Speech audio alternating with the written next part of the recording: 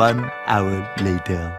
గంట నుంచి చూస్తున్నా రిపోర్ట్ కళ్ళి అంతే చూస్తున్నావు బెదరు. ఈ రిపోర్ట్ ని ఏం చేయాలి అంటే నాకు ఎలా కావాలంటే ఏం కావాలి, ఇక్కడ డిపార్ట్మెంట్ వాళ్ళు ఎవరైతే ఉన్నారో వాళ్ళ నేమ్స్ ఇక్కడ రావాలి. ఓకేనా, ఇది ఫిల్టర్ అప్లై చేద్దాం. ఈ డేటాని సెలక్షన్ చేసి ఫిల్టర్ ఆప్షన్ అప్లై చేయి. డేటా ట్యాబ్ లోకి వెళ్ళు, ఫిల్టర్ ఈసీ డిపార్ట్మెంట్ కావాలి. డిపార్ట్మెంట్ ఫిల్టర్ లోకి వెళ్ళి సెలెక్ట్ ఆల్ ఈసీ సెలక్షన్ చేయి.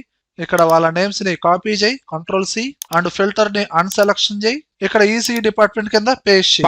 దాని తర్వాత ఐటీ డిపార్ట్మెంట్ ని ఫిల్టర్ చేయి. ఆ డేటాని కాపీ చేయి, మళ్ళీ ఫిల్టర్ తీసేయి, ఐటీ డిపార్ట్మెంట్ కింద పేస్ట్ చేయి. అబ్బే ఇదే బెదరు నువ్వు చెప్పేది.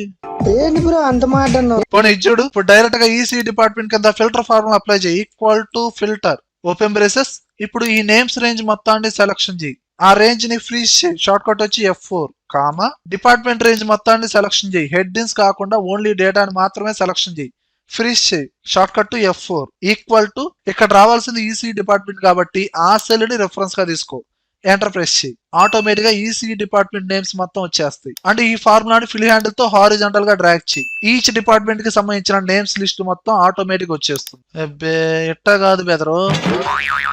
ఏంట్రా ఇంకెలా చేయాలనుకుంటున్నా చూడు. ఇక్కడ ఈసీ డిపార్ట్మెంట్ వాళ్ళు ఉన్నారు కదా, ఉన్నారు. ఫస్ట్ ఎవరున్నారు, రాజేష్.